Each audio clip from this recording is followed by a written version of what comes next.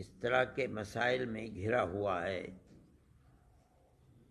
بابری مسجد کا مسئلہ تھا، لیکن اسی زمانے میں مختلف مسجدوں کے مسئلے، خود دلی کی جامع مسجد کا مسئلہ ہے، احمد آباد کی مسجد کا مسئلہ ہے، سنبھل کی مسجد کا مسئلہ ہے، متھرا ہے، یہ تمام مسائل اٹھ رہے تھے۔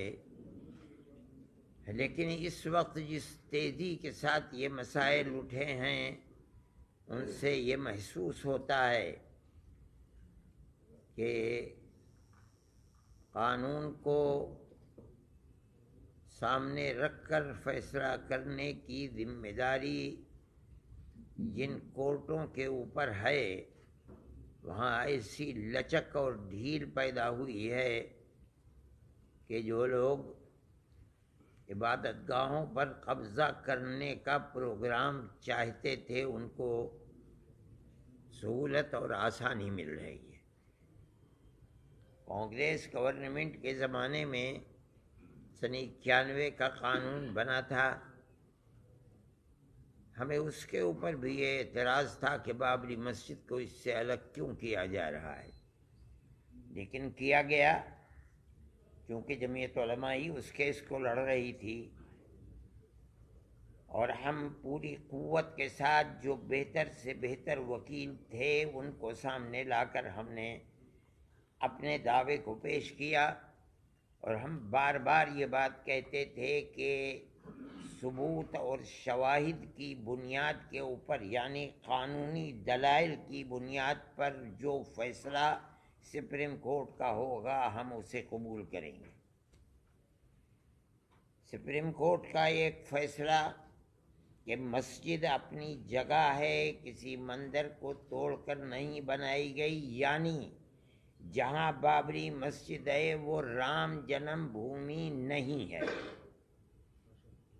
یہ فیصلہ کورٹ نے دے دیا۔ سپریم کورٹ میں یہ دلیل تھی، سروے ہوا تھا، سروے سے ثابت ہوا کہ یہاں کوئی دوسری عمارت نہیں تھی۔ لیکن ایک دوسرا فیصلہ کہ ہم یہ مسجد اکھاڑے کو دیتے ہیں، اس کی کوئی دلیل، کوئی ثبوت، کوئی شواہد نہیں ہے۔ سپریم کورٹ کے اس فیصلے نے، آپ خود دنیا کو دیکھیں، ملک کو دیکھیں، اس فیصلے نے کہ ہم عقیدت کی بنیاد پر اس مسجد کو توڑوا کر کے ہم اکھاڑے کو دیتے ہیں، اس نے جو راستہ دکھلایا ہے، اس راستے دکھلانے کے بعد پھوٹ پڑے ہیں مسائل کہ اس مسجد کو بھی لو، اس مسجد کو بھی لو، اس مسجد کو بھی لو، اس کے اوپر بھی۔ اس کا مطلب ہے کہ قانون کے راستے کے اوپر چلنا جو کورٹ کا امتیاز تھا، صرف بابری مسجد کے فیصلے نے ایک راستہ دکھلایا کہ نہیں، ان تمام قوانین اور قواعد کی لائبریریوں کو، ان کے کتابوں کو آگ لگاؤ، کوئی چیز نہیں ہے۔ فیصلے مذہب کے اندر جو بھی ہوں گے وہ عقیدے کی بنیاد کے اوپر ہوں گے، عقیدت مندی کی بنیاد پر ہوں گے، تو ملک کیسے چلے گا؟ یہ تو ایک تصور یہ دیا جا رہا ہے کہ جہاں بھی اکثریت اس ملک کے اندر اپنی عقیدت کی بنیاد کے اوپر کسی مسئلے کو لائے گی، وہاں حقیقت اور ثبوت و شواہد کو نہیں دیکھا جائے گا، بلکہ وہاں یہ دیکھا جائے گا کہ اکثریت کی عقیدت مندی کیا چاہتی ہے، جو چاہتی ہے اس کو پیش کر دیا جائے گا، تو ملک کیسے چلے گا؟ یہ ایک بات ہے سوچنے کی۔ ہم صرف اتنی ہی بات کہنا چاہتے ہیں کہ اگر روش یہی چلے گی تو چاہے وہ کسی بھی اقلیت کا فرد ہو، چاہے وہ سکھ ہو، چاہے وہ جین ہو، چاہے وہ مسلمان ہو، چاہے وہ عیسائی ہو، کسی مسئلے کے اندر اس کو فیصلہ نہیں ملے گا۔ اگر مقابلے کے اندر تناؤ ہے اور اس کے اندر عقیدت اکثریت کی اس کے اندر دخل رکھتی ہے، تو اس کے اندر، اس کے مقابلے کے اندر قانون بیکار اور بے اثر ہو جائے گا۔ یہ بات میں ہی نہیں کہہ رہا ہوں، سمجھدار اور بڑے بڑے وکلاء یہ بات کہہ رہے ہیں کہ اس فیصلے نے بابری مسجد کے جو راستہ کھولا ہے کہ عقیدت کی بنیاد جب کبھی مقابلہ ہوگا تو قانون اس کے مقابلے کے اندر ہیج ہو جائے گا، تو بھائی لا آپ پڑھاتے کس لیے ہیں؟ لائبریریوں کے اندر آپ کے ہزاروں کتابیں کس لیے رکھی ہوئی ہیں؟ ان کو آگ لگا دیجئے۔ یہی مسئلہ ہے۔ یہ ملک کا میں سمجھتا ہوں بہت بڑا المیہ ہے کہ اس ملک کے اندر آج مسلمان یہ کہہ رہا ہے کہ مسئلے کی بنیاد لوور کورٹ سے لے کر سپریم کورٹ تک عقیدت کے اوپر ہے، قانون کے اوپر نہیں ہے۔ میں اس کو بہت بڑا المیہ سمجھتا ہوں، اور ایک یہ داہیہ ہے، بڑا مسئلہ ہے۔ اس مسئلے کو سوچنا چاہیے، اور جن لوگوں کے ہاتھ میں ملک کی باگڈور ہے انہیں سمجھنا چاہیے کہ مسئلے ملک کو کدھر لے کر کے چلنا ہے۔ میں اس سے زیادہ اپنے افسوس کا کوئی اور اظہار نہیں کر سکتا۔ بہت ہے تو میں دو باتیں کہنا چاہتا ہوں۔ ایک تو یہ کہ انڈیا کا جوڈیشیل سسٹم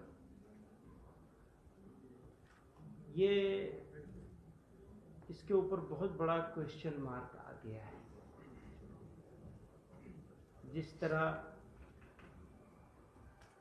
ون سائیڈڈ طریقے سے یک طرفہ طور پر جاتے جاتے اسی سے سمجھا جا سکتا ہے پھر ان کو انعامات بھی مل جائیں گے۔ جاتے جاتے کا کیا ہوگا؟ کورٹ کے جج صاحب نے جاتے جاتے ریٹائرمنٹ سے ٹھیک پہلے آخری فیصلہ کیا، اس طرح کا فیصلہ دے دیا، اور پھر اوپر کی عدالتیں ٹیکنیکل ریزن سے اس فیصلے کو میں دخل دینے کو تیار نہیں ہیں، تو ایک پارٹی کا پورا حق مارا گیا۔ کہاں جائیں گے؟ کس کے پاس جائیں گے؟ کہاں روئیں گے؟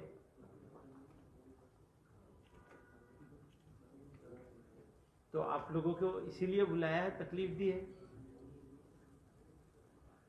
اور جب ملک میں ہاں بتائیے، پریس کلب والے کہتے ہیں کہ نہیں اس سبجیکٹ کے اوپر آپ بات نہیں کر سکتے، تو کون سے سبجیکٹ پہ ہم بات کریں گے؟ وہ سبجیکٹ کیا ہوگا جس کے اوپر ہم بات کر سکتے ہیں، اور وہ سبجیکٹ کیا ہوگا جس پہ بات نہیں کر سکتے ہیں؟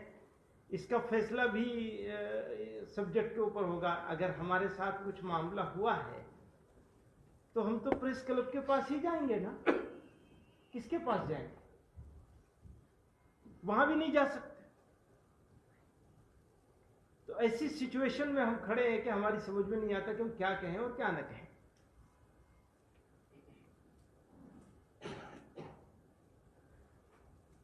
تو جیسا کہ اور سب لوگوں نے کہی وہ بات، میں اس کو سب کو دہرانا نہیں چاہتا ہوں، لیکن ان ساری باتوں کے ساتھ اتفاق کرتے ہوئے یہ کہنا چاہتا ہوں کہ بات اس حد تک نہ بڑھنی چاہیے جو خرابی کی طرف چلی جائے۔ خراب نہیں ہونے دینا چاہیے۔ ملک کو بڑی تکلیفوں سے، بڑی قربانیوں سے، بڑی جد و جہد سے آزاد کرایا گیا ہے، اور اس ملک کو بنانا، بسانا، آگے بڑھانا، لے کے آگے چلنا ہم سب لوگوں کا ساجھا ذمہ داری ہے۔ اس ساجھا ذمہ داری میں ابھی ہم لوگ تو بھاری ہیں، بلکہ اگر یہ کہا جائے تو بالکل غلط نہیں ہوگا کہ دشمن ہے، دشمنوں جیسا سلوک کیا جا رہا ہے، ڈیمونائز کر دیا، بدنام کر دیا، رسوا کر دیا، منہ دکھانے کے قابل نہیں ہے، ایسا کر دیا، بنا دیا ہے، اس میں آپ لوگوں کا بھی کچھ نہ کچھ ہاتھ ہے، سارا نہ صحیح، تو شکایت تو آپ سے بھی ہوگی۔ تو انصاف اور انصاف کے تقاضے، اس کو باقی رکھنا سب کی ذمہ داری ہے۔ لاٹھی اور بھینس نہیں ہونی چاہیے کہ جس کی لاٹھی اس کی بھینس، یہ نہیں ہونا چاہیے، یہ جنگل راج ہے، یاد رکھیے گا۔ لاٹھی اور بھینس کا قانون اگر چلے گا تو لاٹھی ہاتھ بدلتی ہے، اس کو دھیان رکھیے۔ تو اچھا کرنا ہے اور مل جل کے کرنا ہے, یہی کہنا چاہتے ہیں. بہت بہت شکریہ.